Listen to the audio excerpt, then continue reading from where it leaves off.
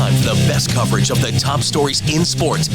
The Sports Wrap with Jason Page starts now. On a Wednesday, it's so good to have you with us all across America and Canada. Don't forget about you, Canada. We got a lot to do over the next 60 minutes. A lot of football on the show today. Nick Ferguson will be here, former NFL safety. Denver Broncos, Jets and Bills. He'll hang out with us for a couple of segments and talk some football. Pick his brain a little bit, pick his football brain. There's news to get to from baseball. Deion Sanders is attacking the media again, and a whole bunch more. But we start things out in the NFL, and Sam Yarnell is here. Jalen Carter has learned his fate, Sam, and that fate is a time served plus fine, basically, the NFL decided, for spitting on Dak Prescott. He gets the time served. The NFL says you just get the game that you already missed and a fine from the league.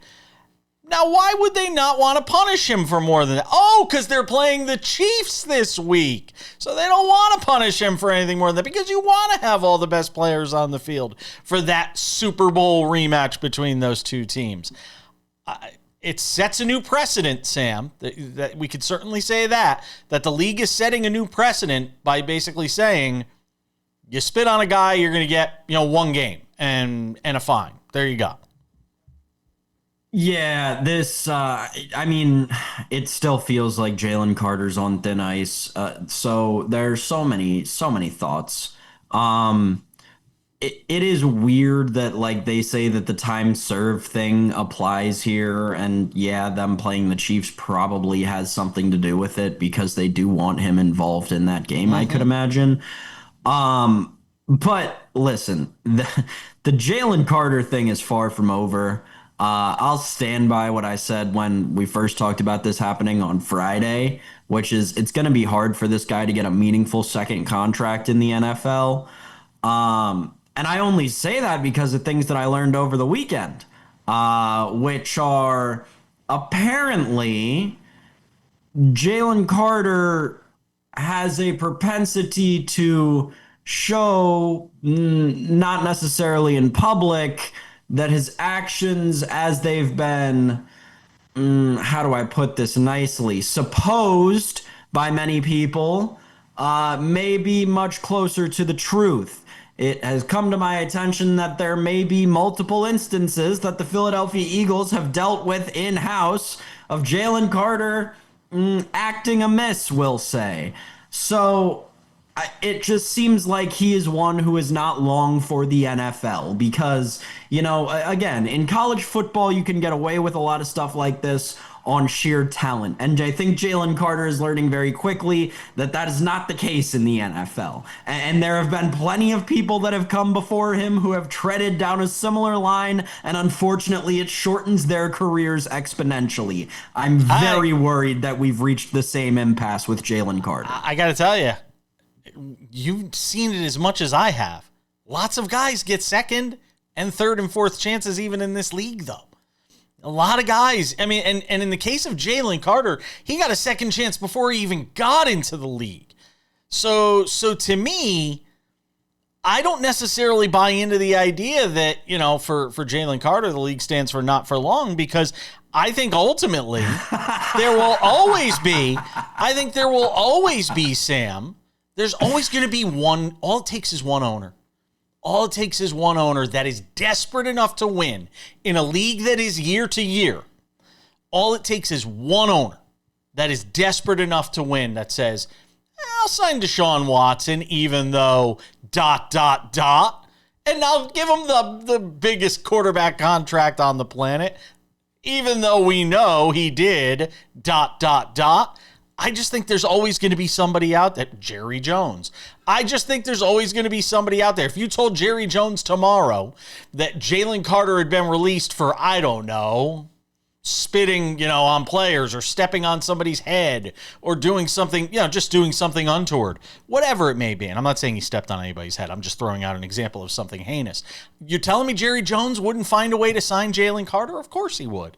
There's always going to be somebody. Jalen Carter is, and that's like kind of my point here. I think Jalen Carter's in this different category of guys where you see them not get a second chance because of how they act. Like the guy who the Raiders just released, right? A couple of weeks ago, because of that whole thing that everybody still doesn't really know what happened because they kept that all under the rug. And I'll turn the clock back a little on this one, but like Ndamukong Suh, this is Ndamukong Suh all over again. But he did get other opportunities. Suh he played with the Texans. But he never got a meaningful second contract, and he bounced around from the Texans to the Dolphins to somewhere else too.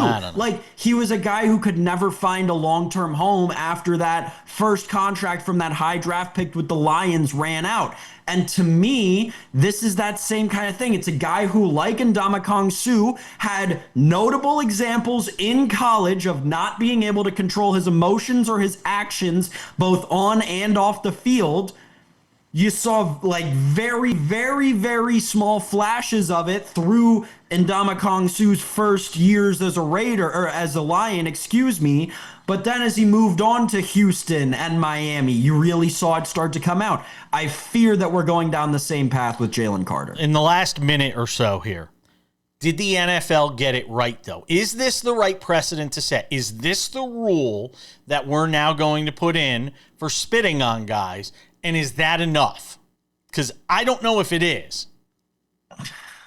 Maybe I'm naive, but I'd like to think that spitting on guys is not something that's going to become frequent enough for us have to worry about this. Like, I don't think when they made this decision, the NFL was like, all right, listen up, guys. This is going to become a new trend now. So we got to figure out what we punish this guy with, because 6 more of them are coming next week. Well, I don't even know. I don't even know if it's necessarily the idea of that it has to be spitting on a player, because what the league was trying to say on this, Sam, was that, you know, it's setting the precedent of if you do something that brings, you know, of ill repute, that sort of thing. I don't even think it's necessarily spitting, but something that if it is this sort of egregious, this is how we're going to treat it.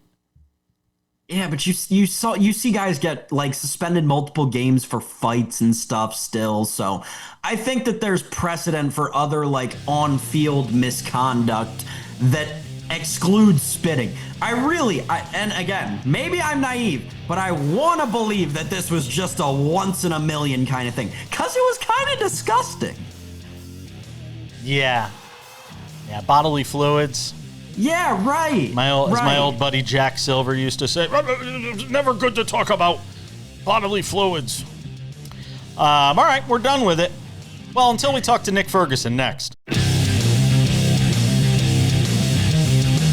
Welcome back to this Wednesday edition of the show. NFL season in full swing now. We are through week 1. Getting ready to talk a bit about week 2. We thought, who better to bring in than this guy? I mean, he's the only one that answers my calls on occasion. Nick Ferguson is here, former NFL safety, former Denver Bronco, Denver sports radio host. And hangs out with us on the show. I have to calm myself down. We were having an off-air conversation that got very animated. Nick Ferguson, Jalen Carter's suspension, 1 game. We just talked about it in the opening segment of the show. Do you agree with the way the NFL has handled this? Basically a time served sort of penalty, the fine, everything that comes with it. Yes, absolutely. I don't know how you and Sam feel about it, but the way that I initially looked at it, it was like, wow, why would Jalen Carter do something so egregious and silly right before the game? That has to be the quickest exit from any NFL game that I had ever seen. And then when I saw the additional footage that we were not shown at the very beginning to see how things escalated to that point, when we saw Dak Prescott spit on the ground, as it was told, in the direction, and then he advanced towards Jalen Carter to only escalate the situation. Now, I'm not trying to remove the responsibility from Jalen Carter. You're a grown man. You shouldn't do that. It's the first game of the season. Be a little smarter than that.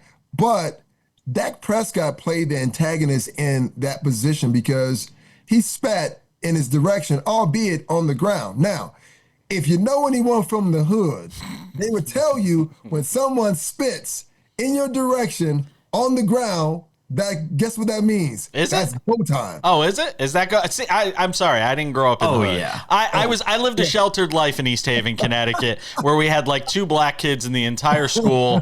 That was it. I mean, I lived a very sheltered life. Randy Roach, we love you, by the way. Yeah. So you can tell me what hood life and hood code is, because I have no idea. Yeah, that was go time, right? Then you spit in someone's direction, and then you approach them. Hood code. Right? Once again, I'm not condoning what Jalen Carter did, but that's what I saw from afar. I don't know what Carter's kind of explanation to his team in the NFL about what happened, but time served. He didn't play in the game, right? Yeah. He was ejected. Right.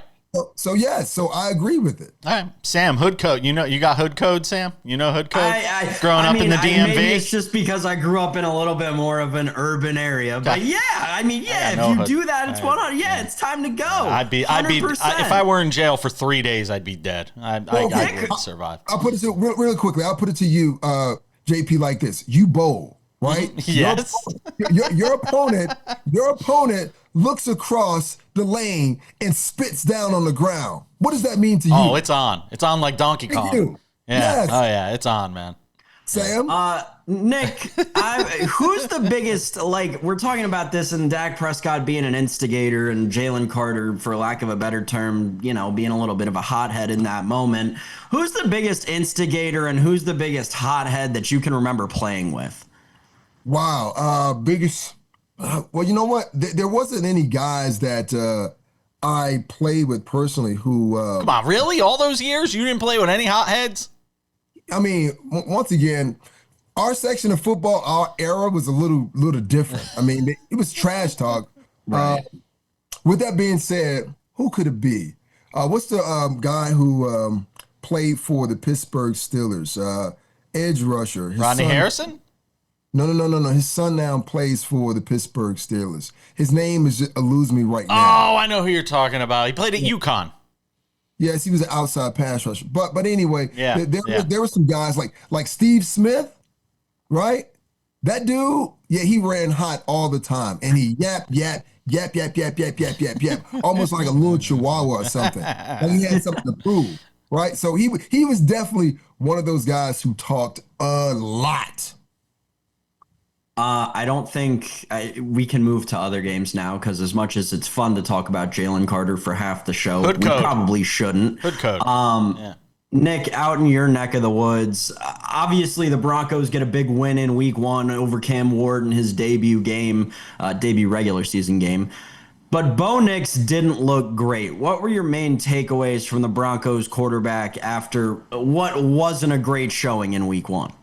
Yeah, Bo didn't look great, and the expectations here in Denver have been elevated, not so much by the local media, but some of individuals in the national media that kind of elevated. And being as though I played here during those years under Pat Bowlen and Mike Shanahan, to me, you have to embrace that kind of pressure. But in Sunday's game, man, it just didn't look right. It just looked like the chemistry wasn't there. And I know that sounds crazy to say because Bo is going into his sophomore season. And I was thinking, okay, well, you're in your second year in the system. Things should be much better. Now, I'm not jumping off of a cliff based on what I saw. To me, the biggest issue was Bo's feet. And if you watch any quarterback on any level, man, you need to set your feet, square yourself to the pocket. You can't throw on your back foot.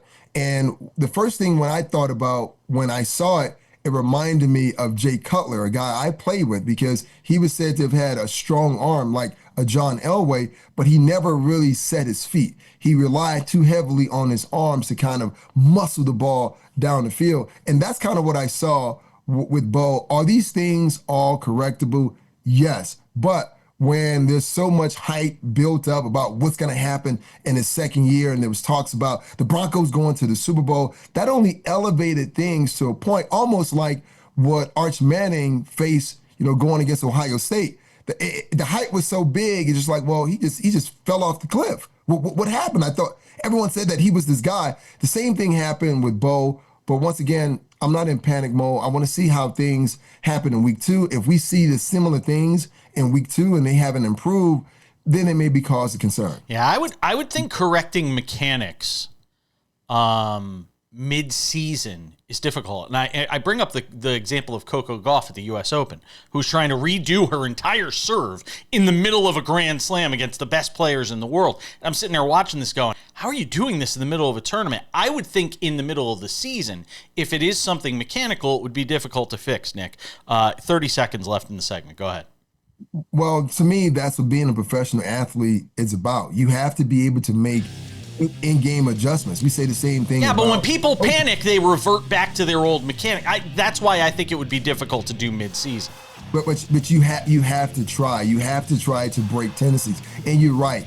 All of us have things that we fall back on, a crutch, if you will. When things start to go wrong, we do that with those same things over again. All right, Nick Ferguson's going to hang with us for another segment. We got more NFL to talk about with him. How do the Ravens bounce back from the loss on Sunday night? We'll talk about it next. We're bouncing around the NFL with Nick Ferguson, the former NFL safety, KOA Radio Denver sports radio host, or sports talk host. It's not a sports radio station per se, right, Nick? So I want to make sure I get it right. I don't want our friends at iHeart, correcting me or anything. Just straight face. That's it. I get nothing. That's what I get. I wanted you to think that the screen had frozen. Yeah, for thank you. I appreciate that. Give me another extra hour of post-production today. That's what I need. You've been on plenty of teams. You've probably suffered more than your fair share of awful losses. What is it like the day after and the days after a loss like that for the Ravens in week 1? Your players are just kind of second guessing themselves. Kind of, what could I have done better? Could I block better? Could I have run the ball? But the one guy that was definitely kind of beating himself up is Derrick Henry. I mean, he was having a great day against Buffalo. Sorry about that, Sam. No, he was. I came on this show and said it on Monday. He did. Yeah, he was running roughshod over them, and they could not stop them. I don't care if they were in cover 3, cover 2. They just could not do a great job. And for him to fumble that ball in that moment, that was really big. So he's thinking about that. But also, what about the field goal kicker? Had he made that extra point, Buffalo would have had to come down the field and score an actual touchdown and not kick a field goal to kind of take home that win. And then Coach Harbaugh. I mean, obviously, he's not going to spend too much time thinking about it, but you got to think that it was on his mind. How many double-digit losses has he had in his tenure? That's kind of a problem. And then the question becomes, can we finish as a team, right? And now everything comes into question. Can we finish? Can we finish? But here's the great thing about it. That was just week 1. They played against a great opponent. Now you move on to week 2, and you have the Cleveland Browns. I mean, the football gods set you up perfectly. You play the Bills game 1, and then you have another opportunity to get in the win column by playing Joe Flacco and the Cleveland Browns. Nick, there was a very interesting phenomenon in the opening game of the NFL with Matt Eberflus and Brian Schottenheimer and what they did with that Cowboys defense. I want to get to that in a second. Real quick, last thing on the Broncos. In game 1, obviously, we saw J.K. Dobbins get the majority of the workload, the vast majority of it. R.J. Harvey had like 6 carries, but ended up having more yards than J.K. Dobbins. What's your outlook on that backfield going forward? Are we going to see more of R.J. Harvey, or did people who invested in him in fantasy, like me, need to be worried that he might not be getting the ball a lot? Well, this is going to be a running back by committee, Sam, and I wish you had talked to me before you did that, because I would have told you, the one thing about Sean Payton, he rotates a lot of personnel groupings, right? And he's always changing backs. Let's just say R.J. Harvey gets the start against the Colts. He may have 3 good runs, and then Sean takes him out, right? So it's hard for running backs to somewhat get into a rhythm, because think about it. Those 2 guys you spoke about, they didn't hit their big chunk runs until the 4th quarter. So you say, well, it's 3 of the quarters that you could have utilized their skill set, but it didn't happen. So you may want to take that in consideration moving forward, that Sean rotates backs a lot. So it's going to be hard for those guys to get into somewhat of a rhythm. Talk Talk about the AFC West, with what we saw in week 1 with the Chargers beating the Chiefs, and a lot of people already questioning after 1 week, which is just insane because they lost a game in Brazil a million miles away, that everybody's going crazy about, what is or what isn't with this Kansas City Chiefs team. I mean, as a guy who's probably got a bit more of a measured approach, as somebody who's played the game, is there a bit of overreaction after week 1 on the Chiefs? No, there's always overreaction, but there is still some truth in everything you say, even in a joke. So looking at Kansas City, they didn't look the same, right? Remember the last time we saw them in a regular season game, they were losing to the Philadelphia Eagles. They came back and scored some points to make it look good, but they got dominated in that game. And what the Chargers did, like slowly, methodically making great decisions, and then they had better quarterback play. Let's be totally honest. I mean, Justin Herbert, really leaned on his ability to kind of extend plays in the pocket. And Kansas City, they had some wide receivers that got injured. Look, no Rashid Rice for maybe about 5 more games, and then Xavier Worthy gets injured in the game. They were searching for receivers to throw the ball to down the field, and that's going to be a problem. And that's why a lot of teams spent a lot of their offseason in their draft trying to build their defense because they know that they're going to have to play against Kansas City. If you're Josh Allen and you played against the Baltimore Ravens the way you did, your defense gave up 40 points, but you're looking at the game against Kansas City and the Chargers and going like, you know what? This might be the year. This might be the year. So Kansas City doesn't look as strong and as dominant. And I know it's only week 1 and everyone's like, don't panic. It's only week 1. But wait a minute. There's certain glaring things we saw about so many teams across the league that we can't overlook. Yeah, they get the benefit of the doubt from me being what they've accomplished. I'm not panicking after week 1. Go ahead, Sam. Nick, in the last 2 minutes we have, back to that opening game of the season and this Cowboys defense that everybody was freaking out about after the Micah Parsons trade. They come out and they played the entire game against the defending world champions and their all-pro running back and don't run a single snap in man coverage. Every single defensive snap of that game for the Cowboys, they ran in zone coverage. What do you make of this new look Cowboys defense and them being the only team in the league, I think in the last 5 years since they started tracking this, that's gone an entire game without using man coverage once? Well, the one thing about using man coverage, you take vision away from certain defensive players. And they knew how talented Saquon Barkley is as a running back. You want to make sure all 11 guys have eyes on him to make sure that you contain him, because here's their thought process. Stop Saquon, you stop the Eagles offense. And that you saw a little of it because A.J. Brown wasn't really involved. Dallas Goedert wasn't really involved. Devontae Smith wasn't really involved. And when you look at that fourth quarter, the Philly only scored like maybe 3 points. So in Jerry's mind, Micah Parsons, right? You got Kenny Clark. We need to stop the run because remember, that's what Jerry told us, right? He was letting Parsons go to the Packers because Kenny Clark was going to save us and get us back to the Super Bowl. So in Jerry's mind, he accomplished what he set out to accomplish. How long will the Cowboys be able to do this? It's not going to be, you can't do it for a long period of time because at some point you're going to have to play man coverage and show that you can get after the quarterback. Nick Ferguson, ladies and gentlemen, catch him on KOA Radio in Denver. Does a great job there, talking all things Denver sports. Does an even better job with us, though.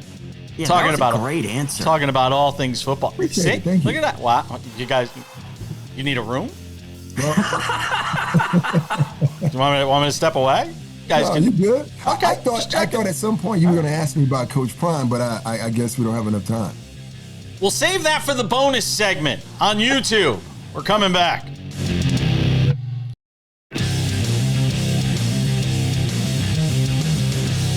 Welcome back. The night in Major League Baseball coming up in 10 minutes. I picked the wrong night to watch Major League Baseball in my MetaQuest goggles. Watched the Yankees and Tigers in the meta universe, Sam. Boy, did I pick the wrong night. That was not pleasant. It was not a fun night to be in the meta Yankee Stadium universe. Why are you laughing at me? That's what I was doing. That's just such a 20-25 sentence, man. I was. It was. By the way, can I just say this? not to go far afield, but I will.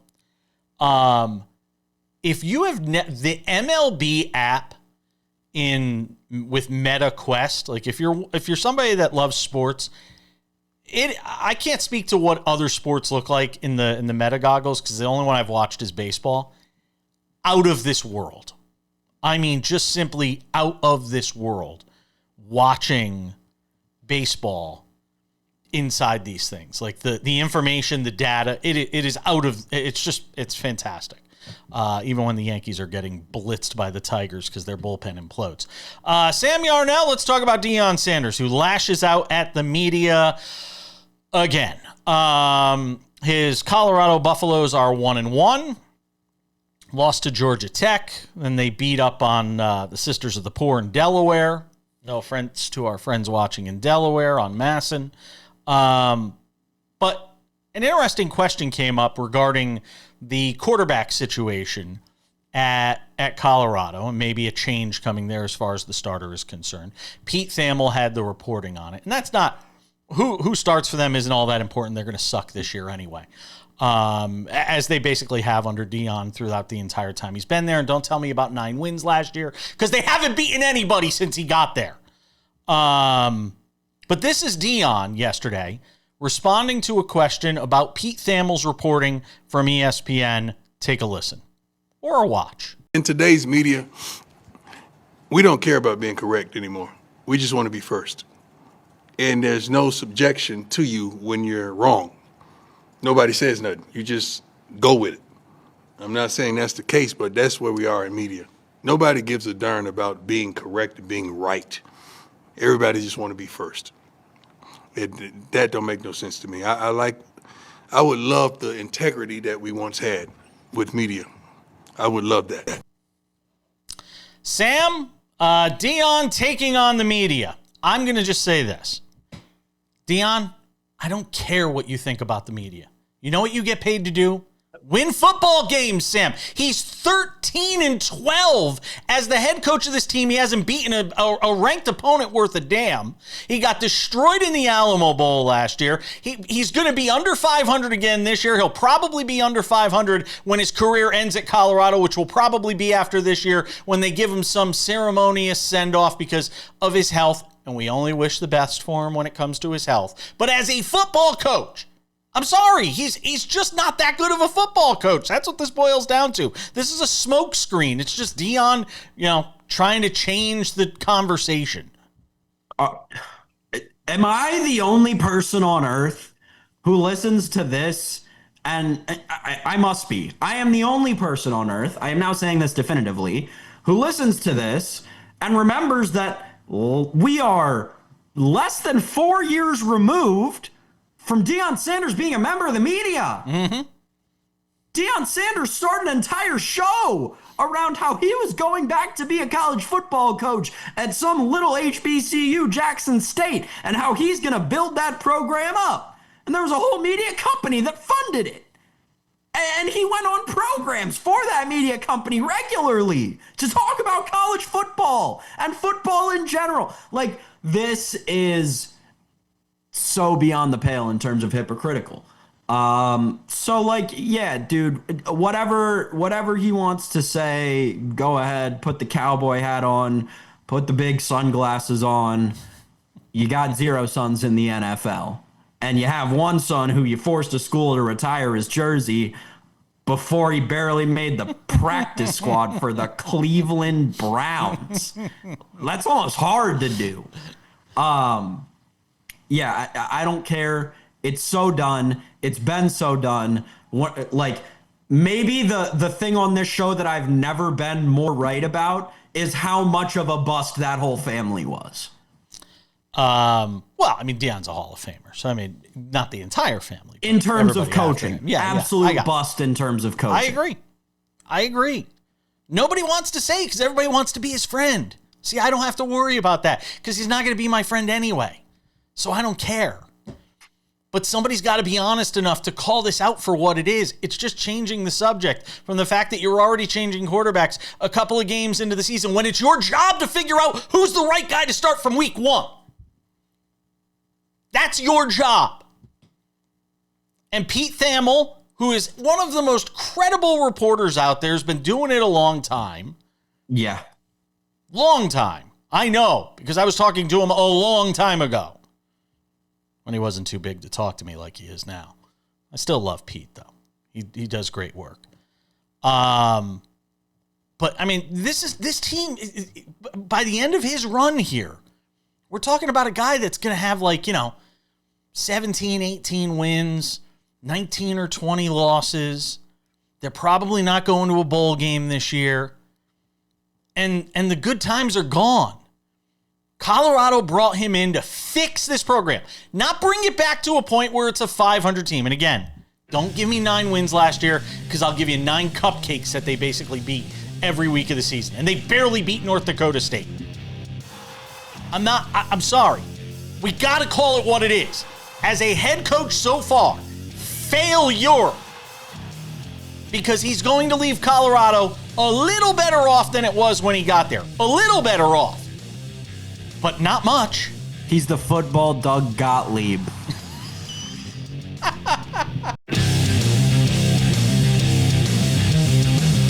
All right, we'll wrap it up with odds and ends 10 minutes from now. If you miss anything from the show, by the way, the YouTube channel is the place to go. The SportsWrap with Jason Page YouTube channel. If you have not subscribed, go and do so. It's growing quickly. Great content from the show, sometimes content not from the show. Sometimes conversations go long, like the one with Nick Ferguson. We put up the bonus content there. Sam Yarnell, let's talk. Well, of course we're going to talk about baseball. It's September already. It's September 10th, no less. Of course we're going to talk about baseball. By the way, I'm super ADD today, I have to admit. Can I also say this?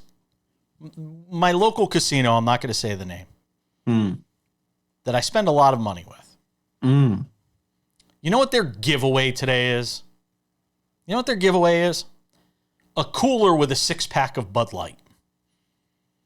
It's a great giveaway. No, I'm not a beer drinker. Neither am I, but the cooler sounds but it's not great. like a cooler. It's free? I'm just saying, come on. Is that what we've gotten to? Maybe Vegas is in trouble. Because everybody says Vegas is in trouble right now. Yes. That's what the answer is yes. Sam Yarnell, let's talk baseball. And get into, I was subjected. Let's talk the hottest team in baseball, the Washington Nationals, baby. Do they have the 3rd worst record or 4th worst record? Where are they right now?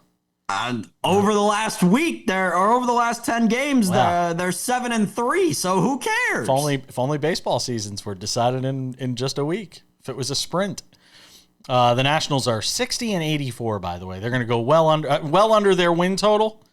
Preseason? Not necessarily. No? What was their preseason win I mean, total? at the rate that they're winning games, they'll be over it by next week. What I was think their win their total was 70.5, 71.5. Yeah. I guess we could officially call it a sweat. We could call it a sweat. By the way, if you're sweating out the Nationals win total, we have a phone number for you. Yankees had a golden opportunity last night. The Blue Jays were losing at the time, 3-1 late in that game to the Astros. And you're like, the Yankees are going to be 1 out. The Yankees are going to be 1 out on Wednesday. I'm going to be celebrating. And then the 7th inning or 6th inning happened in the Yankee game where they gave up 9 runs. The bullpen implodes. And then the Blue Jays come from behind and beat the Astros. And I turn around and I wake up on September 10th and the Yankees are 3 games behind the Blue Jays again in the American League East. Still your top wild card team, though. Yeah, I mean, this bullpen is so bad. Ugh. They're like the Yankees combination, bullpen, Sam. It's not just the bullpen; it's the combination of a bullpen that's struggling with a manager that doesn't know which buttons to push. And seriously, that's an apocalypse in baseball. If you have a manager that does not know the right decisions to make and a bad bullpen, it's like 5 times as bad as just having a bad bullpen. Yes. it really Once sucks again, the that answer Will is Warren yes. having yet another quality start is going to go completely unnoticed because the Yankees they lose by 10 in this game, which is hilarious. Your pitcher has a quality start and you lose a game by 10 runs. That's hard to do. Even in baseball, where a lot of things happen, that's pretty hard to do. It's pretty hard to have two relievers come in, neither of whom recorded an out, both of whom gave up 4 or more earned runs. That's pretty hard to do. And yeah, it goes to your point about pushing the wrong buttons. It is, you're almost at a loss for words. Like, Yeah. all of the power that this team has, all of the, pedigree that people want to say that they have, and then this is the performance that they go out and put on a baseball field on September 9th when they're fighting in the division race. Aaron Judge, another home run, by the way. Oh my gosh. And he's going to win the MVP. And that's the most upsetting part about all this, is that he is clearly and obviously going to win the MVP. If you have a chance, though, watch the at-bat where he hits the home run. It is a masterclass in how to work a count into your favor to get the pitch you want to hit a home run off of Casey Mize. By the way, can we just say, hats off to Kyle Schwarber. 50 home runs, 50 burger for him in the home run column. And frankly, I was looking at his contract. That dude makes, I think, under $20 million a year, which in baseball, he's a bargain for what he's given that franchise, Sam. And he's going to get paid this offseason. And he knows him and Trent Grisham. Yeah, no kidding. And I don't think you could have given me any two combinations of names, but Trent Grisham and Kyle Schwarber being the marquee free agents of any free agent class is very interesting. Oh, God, I almost knocked my microphone off. Gleyber Torres is a free agent in this offseason, too. Just wanted to throw that in there. Your Mets bet's looking good, by the way. If you tailed Sam a couple of days ago when he said, take the Mets to miss the playoffs, you're getting positive cash payouts right now from the books because the Mets just continue to falter. They've lost 4 in a row. They lose last night again to the Phillies, who are just, trying to figure out how to get through the season with some of the injuries that they're dealing with and doing so. And now the Mets just 2 games ahead of the Giants, who have won 2 straight in 7 of 10 after a lengthy winning streak prior to that. I don't know, man. The Giants might sneak into the playoffs here, Sam. I'm starting to buy in. Yeah. Oh, wow. The New York Mets in August and September baseball don't go together. I wonder who could have seen this coming. Oh, wait. Everybody literally who's ever watched baseball a day in their life. The Giants are red hot, man. And it is, I know it was a late game last night against the Diamondbacks. Not for me. What in and of itself has turned into a pretty good race between those two teams. That was a banger we got last night out west. Yep. Not a late game for me. That's why I love living on the West Coast. West Coast, best coast, baby. Can I tell you what time I went to bed last night, by the way? 8:50. You know why? All the games were over. I love my life. Anything I cared about was done by 9 o'clock. I was asleep. Snoring away. The dog next to me. Sam will see you tomorrow. Odds and ends are next.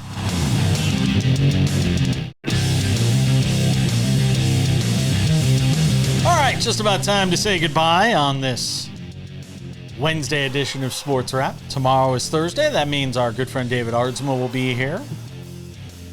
We'll have a in-depth conversation about the world of baseball with him. Who knows? Maybe some other surprises. You'll just have to tune in and find out. A couple of reminders. If you have not done so yet, make sure to subscribe to the Sports Wrap with Jason Page podcast. It's available on all your favorite podcasting platforms: Spotify, Apple Podcasts, YouTube Podcasts, iHeartRadio, TuneIn, Amazon, Odyssey, anywhere. Prime, Amazon has it. Make sure to go and subscribe to that today. It is fantastic. It is this show in its audio form, commercial-free, 45 minutes every day. What are you waiting for? Go and check it out. In addition to being on almost 300 affiliates around the U.S. and Canada, you can watch Sports Wrap with Jason Page on Spotify. In addition, you could also watch it on our Sports Wrap with Jason Page YouTube channel. Now, I got to tell you, we've put a lot of work into making this channel something really cool for fans of the show. We have the show there commercial-free every day. That's first of all. Then we have Sports Wrap Shorts. Virtually every day, there is news breaking. And whenever there is, we are live. Well, not live, but we're on SportsWrap's YouTube channel, the SportsWrap with Jason Page YouTube channel, with instant reaction to top stories. When big games finish, go there. We'll have comments and reaction. It's the SportsWrap with Jason Page YouTube channel. SportsWrap shorts are there as well. The audio podcast is there. Just go. Sometimes clips from the show. Sometimes we have clips that are not from the show. We had our friend Nick Ferguson on today. That conversation ran another 6 or 7 minutes than what you saw. So what do? We put it on the Sports Wrap with Jason Page YouTube channel. Go and check it out. All right, without any further delay, ladies and gentlemen, before I lose my voice, because it feels like I am, it's time for some odds and ends. Odds and ends. It might be the end of the season for the WNBA's Golden State Valkyries, but not before they put forth a hell of an effort this season in what they did and what they have done, in trying to make the playoffs. Just fantastic. 23-20 in their opening season for the Golden State Valkyries. I mean, I don't know how you can be more impressed with a team than you are with what Golden State has done this year. Very impressive for an expansion franchise in this league. And the one thing it points out to me is the level of talent in the WNBA continues to get better. That there's enough talent that you could spread around to all these teams. Now, they're going to expand by a couple more teams, and we're going to find out if the talent base in women's basketball is as big as they think it is, because as you have more expansion teams come in, you run the risk of, obviously, those teams struggling and having, doormats in the league, that sort of thing.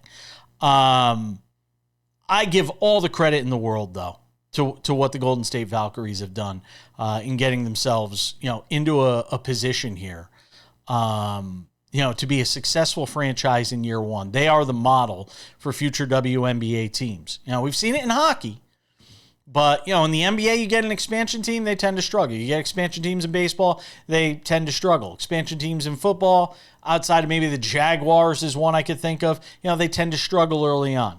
Not the case when you talk about the WNBA and what Golden State managed to accomplish this year. Odds and ends, more basketball, and it's not good news for Malik Beasley.